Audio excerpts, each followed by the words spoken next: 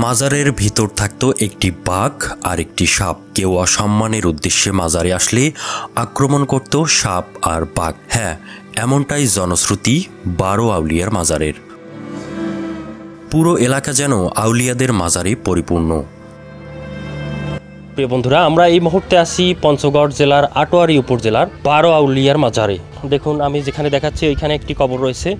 এইদিকে যদি দেখাই যে সামনে রয়েছে কবর, তারপরে ওই যে ভুট্টা ক্ষেত, ওইখানে একটা ফ্ল্যাগ দেখতেছি, ওখানে সম্ভবত একটা কবর রয়েছে। এবং আমরা যেদিক দিয়ে আসলাম একটু আগে, সেখানে দুই পুকুরের দুই ধারে দুইটি কবর। কয়েক মিটার পর পর এক একটি মাজার, তাই তো এই এলাকার নামও 12 আউলিয়া।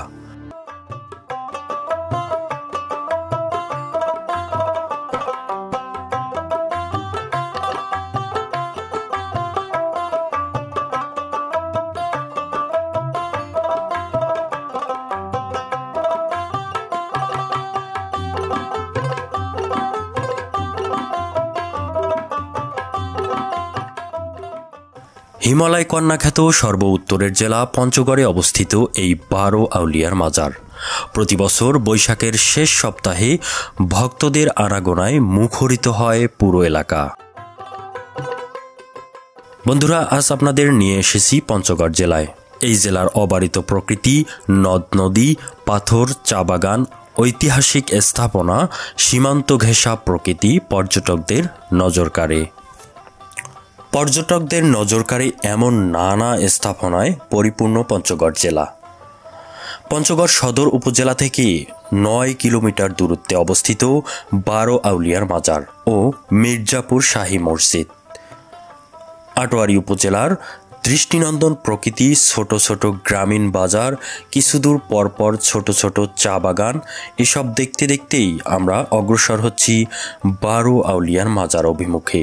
আর সব কিছুর সাথে পরিচয় করিয়ে দিচ্ছেন মাসুদ খালু।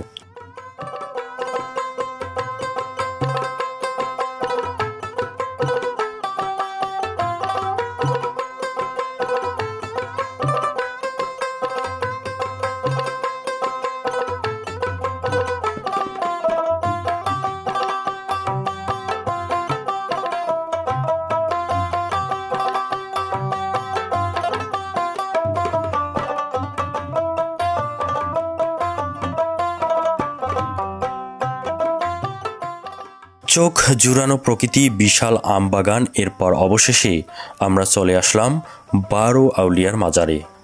ডানে বায়ে সর্বত্র দৃষ্টিমান হতে লাগলো এক একটি মাজার।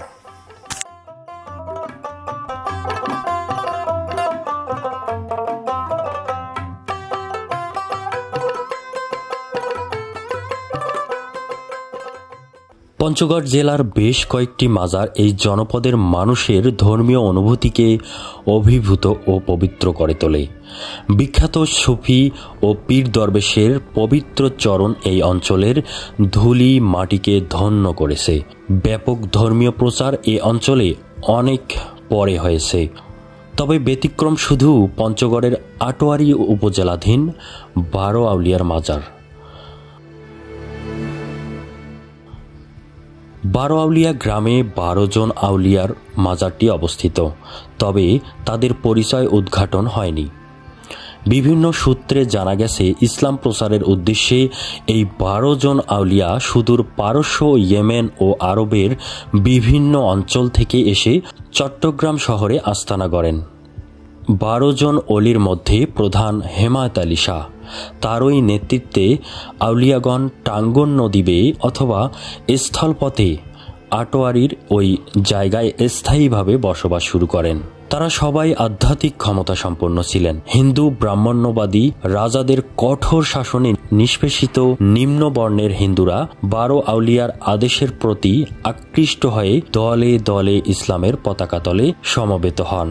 1990 থেকে 91 সালের দিকে মাজার সংস্কার করার সময় যেসব পুরাতন চ্যাপ্টা আকৃতির ইট পাওয়া যায়, প্রত্নতত্ত্ববিদদের মতে এই সব ইট কয়েক শত বছর পূর্বে ব্যবহৃত হয়েছে। বিশেষ করে দিল্লির সম্রাট শের শাহের আমলে এই রকম ইট ব্যবহৃত হতো বলে জনশ্রুতি রয়েছে। অন্যান্য অঞ্চলের মতো এই অঞ্চলটি হিন্দু রাজা বা জমিদারের অধীনস্থ ছিল। এই মৌজা রানীগঞ্জের জমিদারের অধীনে ছিল। জমিদার মারা যাওয়ার পর রানী রাসমণি এই জমিদারি টেস্টটিকে দেবোত্তর টেস্ট হিসাবে ঘোষণা করে দেন।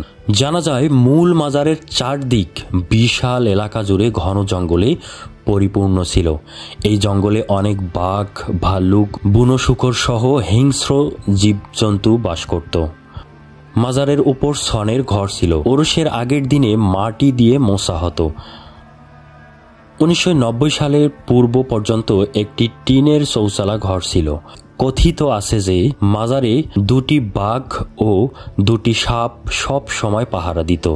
মাজারের পাশে একটি কাঠের বাক্স ছিল। এই বাক্সে ভক্তজনেরা টাকা পয়সা ফেলত। কেউ টাকা চুরির উদ্দেশ্যে বাক্সের কাছে গেলে সাপ 2টি বের হতো, আর বাঘ 2টি ঘরের স্বরের ওপর বসে থাকত। কখনো দেখা যেত, আবার কখনো দেখা যেত না। তবে খারাপ উদ্দেশ্যে নিয়ে গেলে বাঘ দেখা যেত। সেজন্য মাজারে কেউ ভয়ে যেত না। তবে খাদেম বাশারত আলী শাহের স্ত্রী সপ্তাহে 1 দিন মাটি দিয়ে মুছে দেওয়ার জন্য যেতেন। প্রতি বছরই বাংলা সনের বৈশাখ মাসের শেষ বৃহস্পতিবার 12 আউলিয়া মাজার শরীফের ওরস মোবারক বহু পূর্ব হতেই অনুষ্ঠিত হয়ে আসছে। এই দিন ওয়াজ মাহফিল, কোরআন তেলাওয়াত ও তোবারক বিতরণ করা হয়। প্রায় 30 থেকে 40 হাজার মানুষ বিভিন্ন জেলা থেকে এই দিনটিতে মাজারে এসে মানত করেন। গরু, ছাগল, মুরগি, চাউল ও নগদ অর্থ ইত্যাদি দান করেন।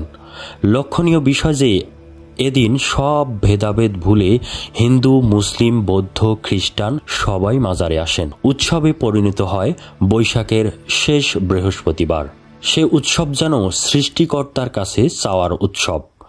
সকল স্তরের নারী পুরুষ পুণ্যভূমিতে পরিণত হয় এই অঞ্চল।